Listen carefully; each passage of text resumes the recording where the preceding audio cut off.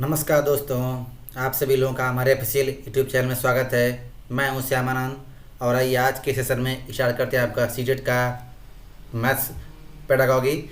और देखिए, इससे पहले आपको सीटीपी का भी पूरा करा चुके हैं सीरीज के तौर पर पूरा क्वेश्चन का कलेक्शन, और उसके बाद ईबीएस का भी करा चुके हैं। अब आज से शुरू करते हैं सीटेट का मैथ्स के पेडागॉजी। देखिए, यदि सीटेट के कंटेंट की बात करें ना, तो कंटेंट इसका बहुत आसान होता है। प्राथमिक लेवल का जो क्वेश्चन आता है मैथ का बहुत इजी होता है, और वो भी कितना आता है, केवल और केवल 15 नंबर। और से जो 15 नंबर का आता है वो क्या आता है, पेडागॉजी। तो हम उसको देखेंगे क्योंकि अधिकांश बच्चों की गलती पेडागॉजी में होती है। कंटेंट तो सही बच्चे कर पाते हैं, लेकिन जो जो गलतियाँ होती हैं वो किस में होती है, पेडागॉजी में। और देखिए, इसमें अपनी समझ को बढ़ाना बहुत ही इंपॉर्टेंट होता है। और याद रखिएगा, यदि इसमें समझ आपकी बन गई तो आप कितना वो कठिन क्वेश्चन रहेगा उसको आसानी से कर पाएंगे। ऐसा नहीं कि नहीं आपके मतलब क्वेश्चन पर पकड़ नहीं बनी तो आप क्वेश्चन नहीं कर पाएंगे। यदि थोड़ा सा दिमाग लगाएंगे तब कर पाएंगे, लेकिन यदि पकड़ बनी है तो आसानी से कर पाएंगे। तो ये अपनी मतलब समझ को बढ़ाते हैं क्वेश्चन हल करके। और देखिए, एक एक क्वेश्चन को ध्यान से बारीकी से समझिए और ध्यान से मेरी बातों को दिमाग में सेट रखिएगा। यदि ध्यान से मेरी बात सुने तो समझिए कि क्वेश्चन को पकड़ने का जो आइडिया है ना, वो जरूर सीख जाएंगे वो। और आप लोग से रिक्वेस्ट है कि वीडियो को शेयर भी करें और चैनल को जरूर सब्सक्राइब करें, और जितना भी वीडियो जाए तुरंत उसको देखा करिए, क्योंकि सारा वीडियो शेयर के लिए बहुत ही इंपॉर्टेंट होते हैं। आइए विचार करते हैं। देखिए, पहला क्वेश्चन है। देखिए, एक छात्र ने नीचे दी गई परिमेय को इस प्रकार हल किया। देखिए, एक छात्र है जो कोई भिन्न दिया गया है उसको इस प्रकार से हल करता है। कैसे हल करता है, -35/-49 ये दिया हुआ है। तो देखिए, उसको करता क्या, ये निगेटिव से तो निगेटिव कट जाएगा, लेकिन देखिए वो 7 से काटता है, 7×5 = 35, 7×7 = 49, लेकिन ये निगेटिव का एक यहाँ उतार देता है, मतलब उसके अंदर त्रुटि है।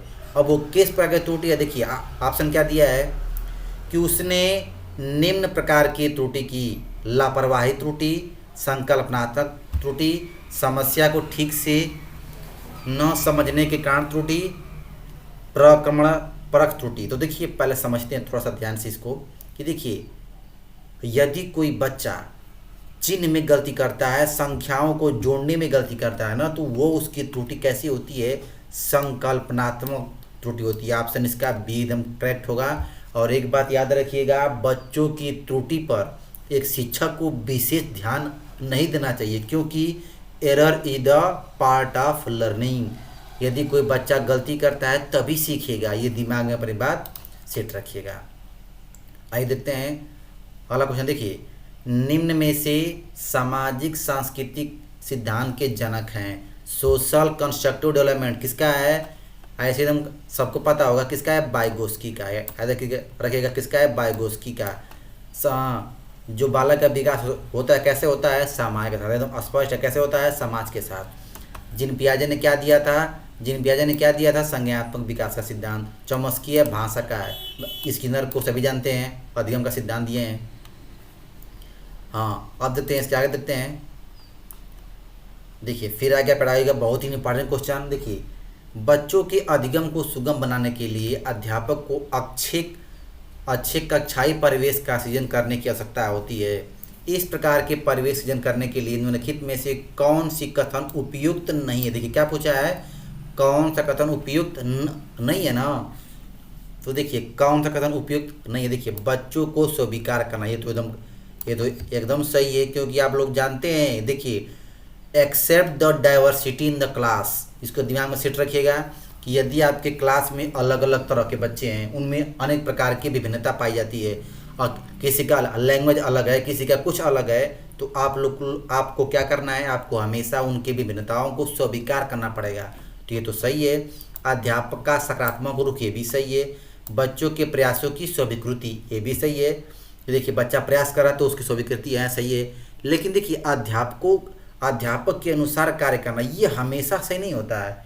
कुछ कुछ जगह पर सही है, लेकिन ये हमेशा सही नहीं होता। देखिए, ये कहाँ गलती होता है, जब कोई बच्चा क्या होता है, सृजनशील बालक होता है, तो उसके लिए अध्यापकों के अनुसार कार्य करना नहीं। देखिए, जो बालक सृजनशील होते हैं वो स्वयं से अपना कार्य करते हैं, स्वयं से समस्या का समाधान करते हैं, स्वयं अपने विचारों का प्रश्न करते हैं, तो वहाँ यह नियम गलत मतलब ये वहाँ वो अध्यापकों के अनुसार हमेशा कार्य नहीं कर सकते हैं।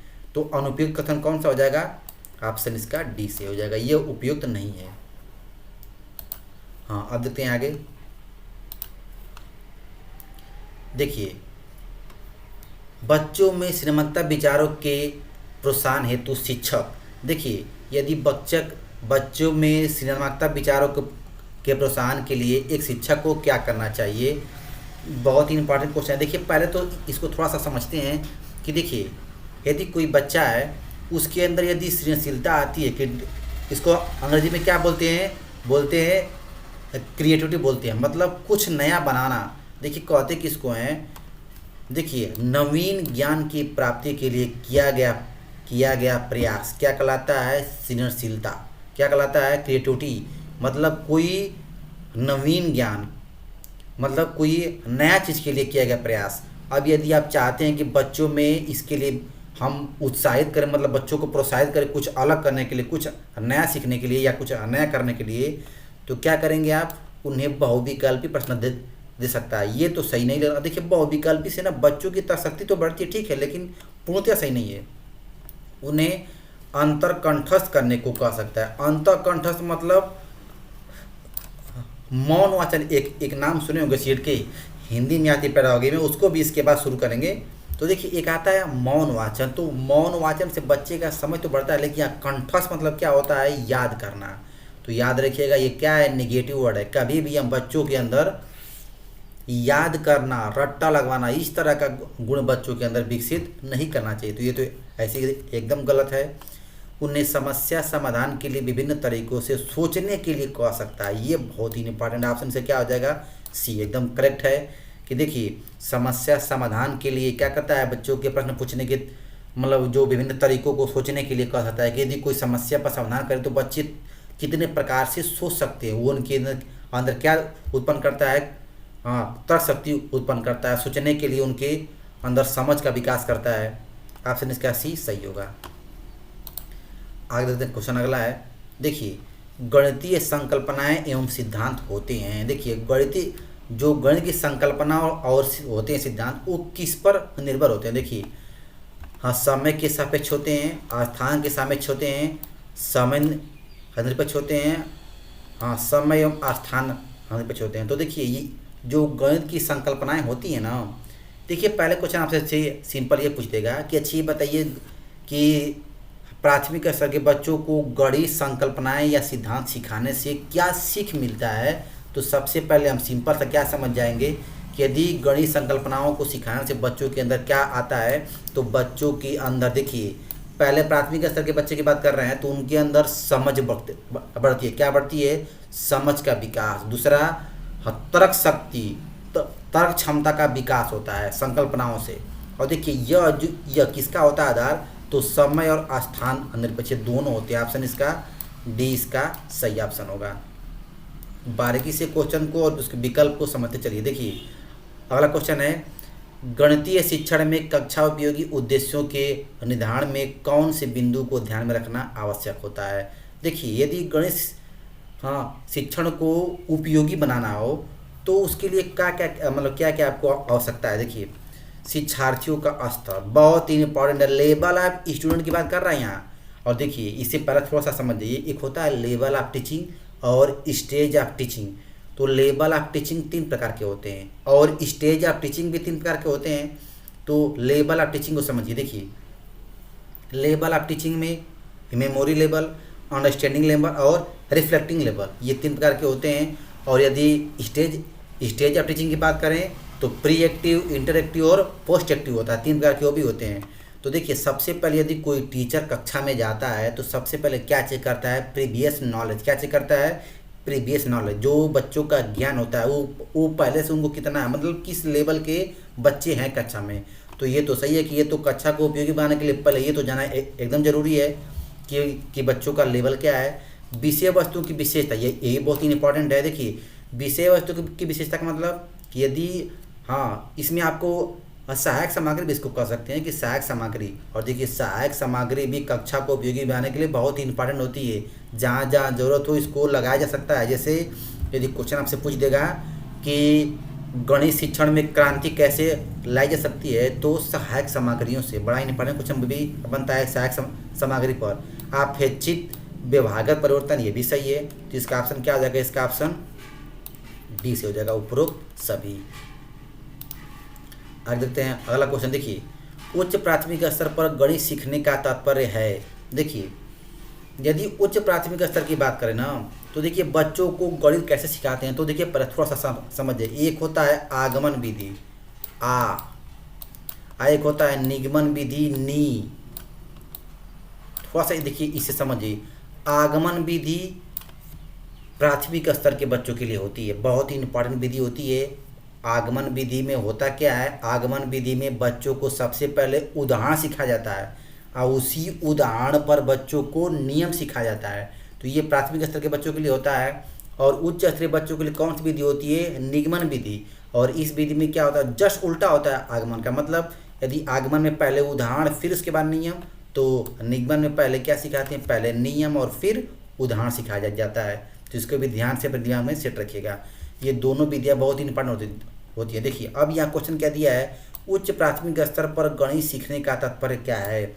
उच्च प्राथमिक का मतलब कि क्या से आ जाएगा, सीधे निगमन विधि। तो देखिए बहुत सारे नए सूत्र एवं परिकलन प्रक्रियाओं को सीखना, ये तो स्पष्ट है, नियम से तो बच्चों को सिखाना उच्च प्राथमिक स्तर में। गणितीय अवधारणाओं की समझ में वृद्धि और उनके अनुप्रयोग की समस्याओं को तर्क संगत रूप से हल करना, ये भी सही है। तो ऑप्शन से क्या सही होगा, इसका ऑप्शन डी से हो जाएगा।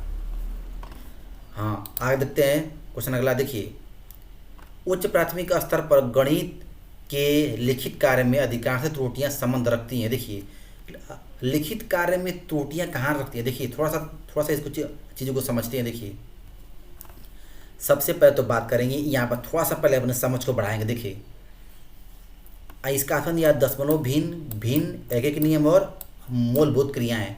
तो देखिए सबसे पहले बात करते हैं, तो देखिए प्राथमिक स्तर। देखिए अभी 8 दिसंबर को जो पेपर हुआ था सीएड का, उसमें एक क्वेश्चन दिया था, अधिकांश बच्चे उसमें गलती की। देखिए मैथ में सबसे पहले समझते हैं, पूछ देगा कि प्राथमिक स्तर के बच्चों के लिए कौन सा प्रकरण, कौन सा टॉपिक या प्रकरण नहीं पढ़ाया मतलब जाता है, या उनके अंदर उनके सिलेबस में शामिल नहीं है।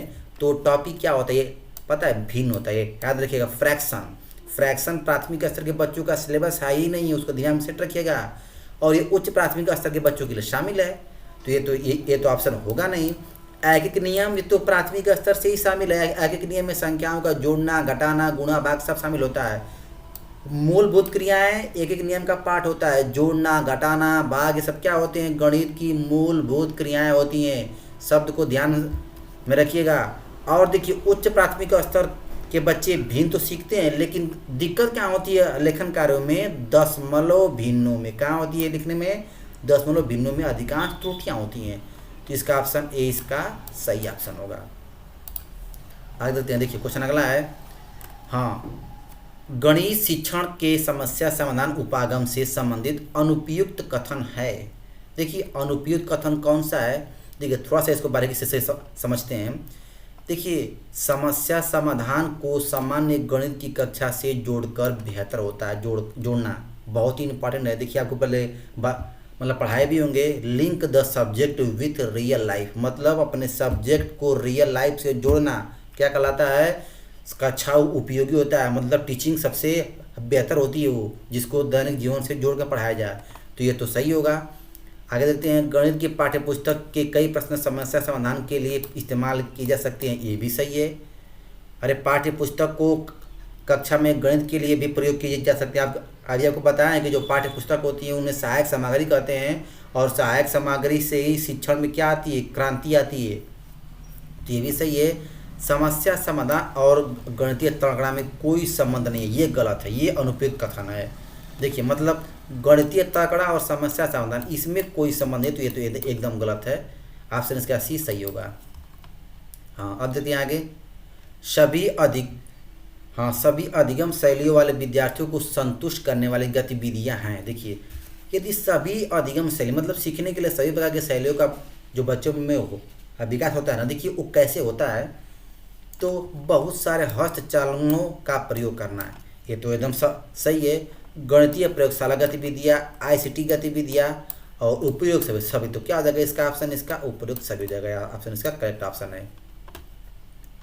देखिए इसके बाद देखते हैं क्वेश्चन नंबर अगला है, निम्न में से कौन गणित शिक्षण के क्रियात्मक पक्ष से संबंधित है। देखिए क्रियात्मक पक्ष बहुत ही इंपॉर्टेंट है, थोड़ा सा पहले समझते हैं। देखिए क्रियात्मक पक्ष होता क्या है, ऐसा पक्ष जिसमें कोई बालक अपनी तर्क शक्ति का प्रयोग करता है, अपने स्वयं समस्या समाधान का प्रयोग करता है, जो अपनी सृजनशीलता का प्रयोग करता है, उसे क्या बोलते हैं, क्रियात्मक पक्ष कहा जाता है।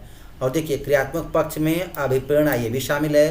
प्रेरणा मतलब मोटिवेशन, यदि कोई बालक स्वतः अपने आप से होता है प्रेरित, या वातावरण में या किसी को देखकर, किसी को सुनकर, किसी के बारे में जानकर क्या होता है, मोटिवेट होता है, तो उसे क्या बोलते हैं, प्रेरणा। ये भी सही है। क्रियाकलाप ये भी सही है। समायोजन ये भी सही है। ये सभी, तो इसका ऑप्शन डी क्या हो जाएगा, ये सभी। देखिए समायोजन क्या होता है, अंग्रेजी में क्या बोलते हैं इसको, एडजस्टमेंट होता है, मतलब अपने आप को किसी के अनुसार ढाल लेना, वातावरण के अनुसार, कक्षा कक्ष के अनुसार अपने आप को ढालना, क्या कहलाता है, समायोजन। ऑप्शन इसका डी सही होगा। आगे देखते हैं। देखिए हाँ, गणित की प्रकृति में शामिल है। हाँ देखिए गणित की प्रकृति में शामिल है। देखिए थोड़ा सा पहले इसको इरेज कर लेते हैं।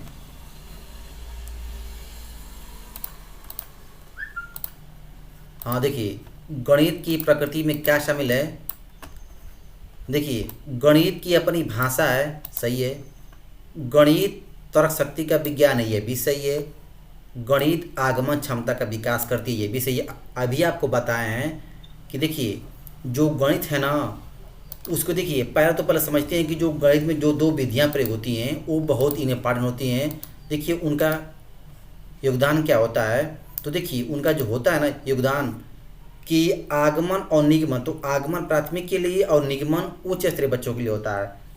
और देखिए थोड़ा सा ये भी समझते हैं कि देखिए हाँ, आगमन विधि हमेशा प्राथमिक के लिए बच्चों के लिए, तो उसमें उदाहरण दिया जाता है। देखिए और ऐसा नहीं है कि आगमन विधि का प्रयोग उच्च स्तरीय बच्चों के लिए नहीं होता है, होता है, लेकिन अधिकांश नहीं होता है। यदि बात करेंगे तो उपयोगी सबसे अधिक होती है, तो प्राथमिक के लिए और निगमन उच्च स्तरीय बच्चों के लिए। तो हमको देखिए जो भी क्वेश्चन आएगा ना गणित का, पेडागी का, तो उसमें हम अधिकांश तक क्या लेकर चलेंगे, तो हम अधिकांश बस यही मानेंगे कि हमको प्राथमिक स्तर के बच्चों को ध्यान में रखकर चलना है।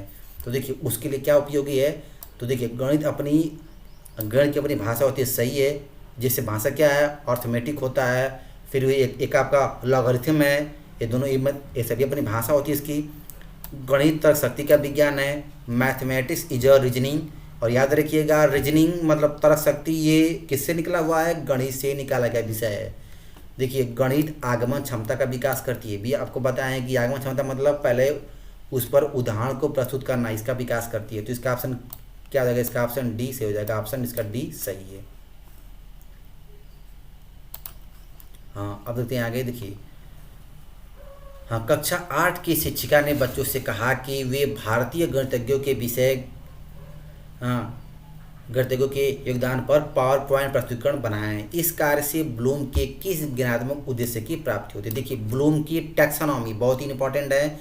देखिए ब्लूम ने 3 प्रकार के क्षेत्र बताए थे, ज्ञानात्मक, बोधात्मक और संज्ञानात्मक। देखिए जो 3 क्षेत्र थे ना, देखिए ब्लूम के टैक्सोनॉमी में उन्होंने क्या बताया था कि यदि कोई बच्चा है और वो किसी के जीवन पर या किसी के कोई इतिहासकार है उस पर यदि कोई प्रस्तुतिकरण बनाता है और उनके जीवनों में अच्छे किए गए कार्य को करता है विश्लेषित, तो किस में आता है, विश्लेषण करना में आता है। किस में आता है, विश्लेषण करना में आता है।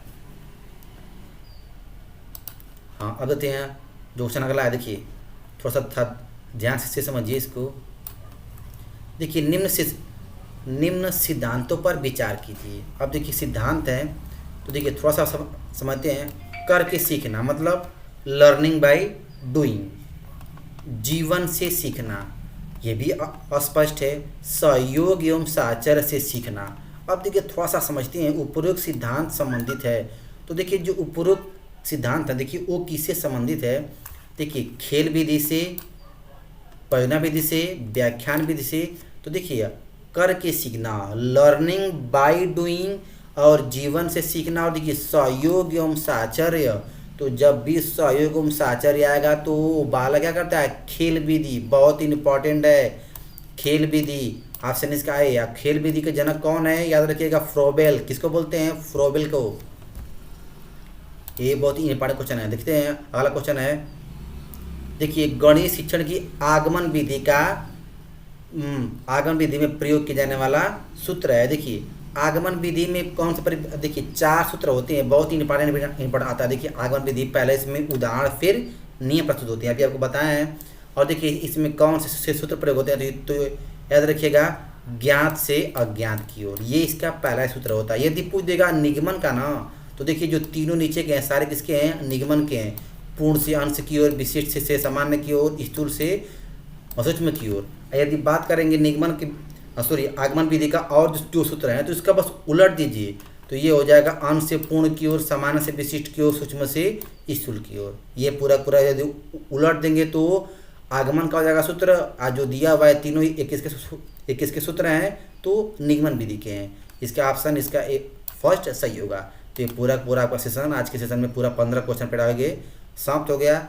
आप लोग से रिक्वेस्ट है कि वीडियो को अधिक लोगों के पास शेयर करें, लाइक करें और इस चैनल को सब्सक्राइब जरूर करें। और जो भी क्वेश्चन में समस्या हो कमेंट बॉक्स में ज़रूर लिखें। यदि कोई भी समस्या आएगी तो उसको ज़रूर बताने का प्रयास करेंगे। थैंक्स।